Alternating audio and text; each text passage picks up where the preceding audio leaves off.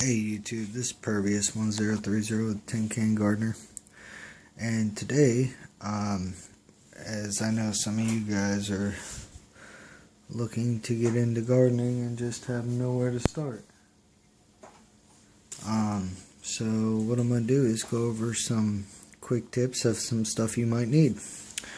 So let's start off with these peat pellets. These are peat pellet trays. There's the peat pellets. You put water in them, they swell up. And if you scratch the top, you gotta break them up a little bit. That's one option. Option two are these 6-pack trays, which usually come with these flats so they can hold the water.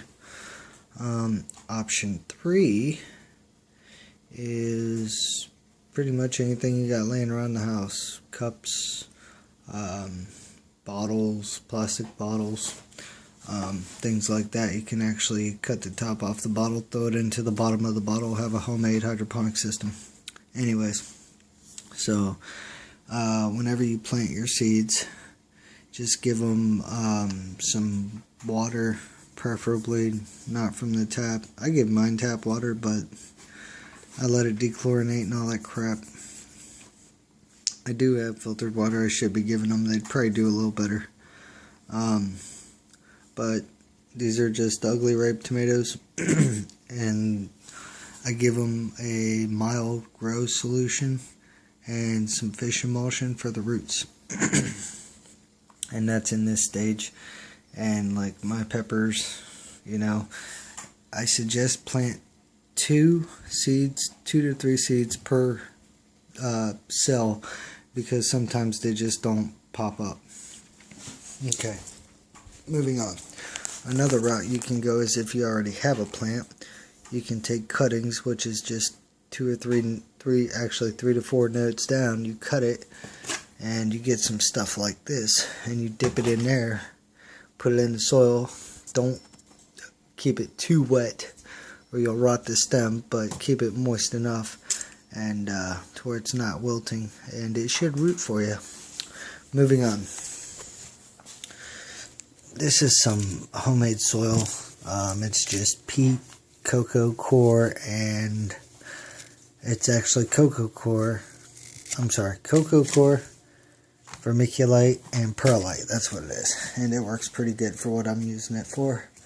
And then once your plant gets bigger, like a foot or so, well, not a foot, but at least 6 inches, you can put it in one of these. And then as it gets bigger, you'll obviously move to bigger containers like that or that, and that will actually support a full-size tomato plant. Cat containers are a good option. This is actually a bubbler. The little air hose goes in and it pours water out. I just haven't hooked it up. But these are all hand watered. These are melons and they're doing fine. Lazy dogs sunbathing, that one's outside. Let them run. But yeah, I mean, you can pretty much grow anything inside, guys. If you can't grow it inside, that's amazing to me. If you don't have a window, you can use a small light like that. It'll work. With a CFL bulb. These are pretty cool. These are like net pots.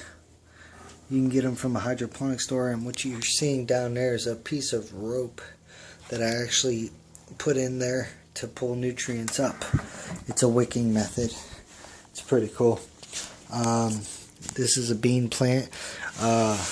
Little thing about beans is they come up fast, but you don't have to overwater them. They don't like water, a lot of water. They like water, just not a lot. But back to this is the most critical stage of the plant's life.